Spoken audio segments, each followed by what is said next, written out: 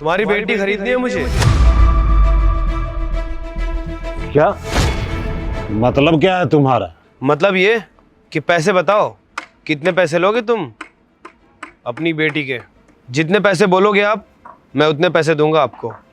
पापा, मुझे ये आदमी पागल वागल लग रहा है, जाओ तुम यहाँ से। पागल नहीं हूं मैं। ये देखो, इतने सारे पैसे हैं इसमें।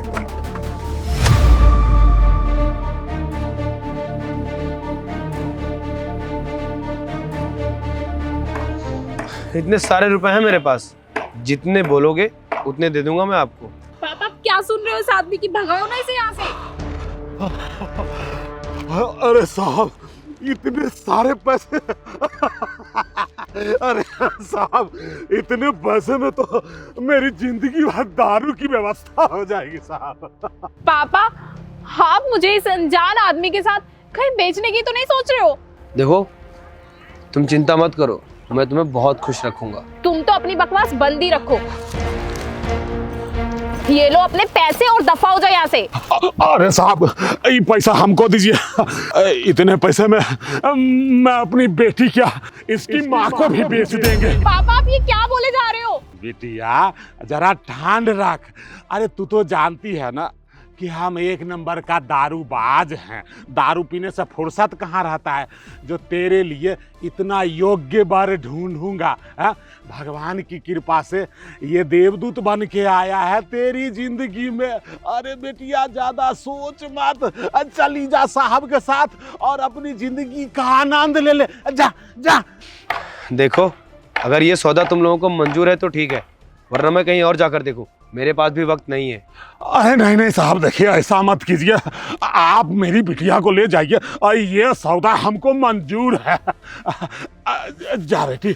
पापा, आप देखना बहुत पछताओगे। रखो तुम ये सारे पैसे। ये सौदा तुम्हारी जिंदगी का सबसे अच्छा सौदा है। तुम मेरे साथ चलो, तुम्हारे लिए एक नई जिंदगी तुम्हारा इंतजार कर रही है। अरे जा बेटी जा जा, जी ले अपनी जिंदगी और बूढ़े बाप को भी जीने दे।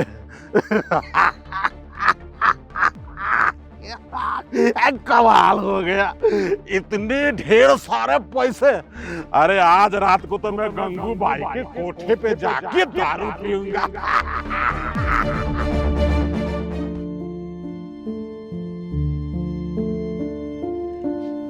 कैसा है हमारा घर? अच्छा है। ये लो, ये क्या है? इसमें तुम्हारे कुछ कपड़े हैं, जाओ बदल लो। ठीक है।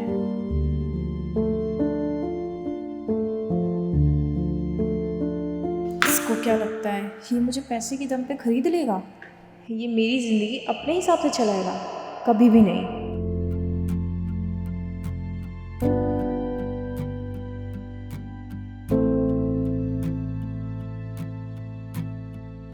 वाओ, ये ड्रेस तुम्हारे ऊपर कितनी प्यारी लग रही है। ऐसा लग रहा है कि ये ड्रेस सिर्फ तुम्हारे लिए बनी है। चले? तुम ये सब क्यों कर रहे हो? वो मैं तुमको पसंद करता हूँ। लेकिन मैं तो तुम्हें जानती भी नहीं हूँ, पर तुम मुझे पसंद क्यों करते हो? तुम मुझे नहीं जानती हो, पर मैं तुमको बहुत अच्छे से जानता हूँ। 2 महीने हो गए मैं तुम्हें अपने छत से नोटिस करता हूँ कि तुम पड़ोस में काम कर रही हो, लेकिन मेरी कभी हिम्मत नहीं हुई कि आकर मैं सामने से बोल सकूं। लेकिन तुम्हें खरीदने की तो हिम्मत हो गई। नहीं नहीं, तुम मुझे गलत समझ रही हो।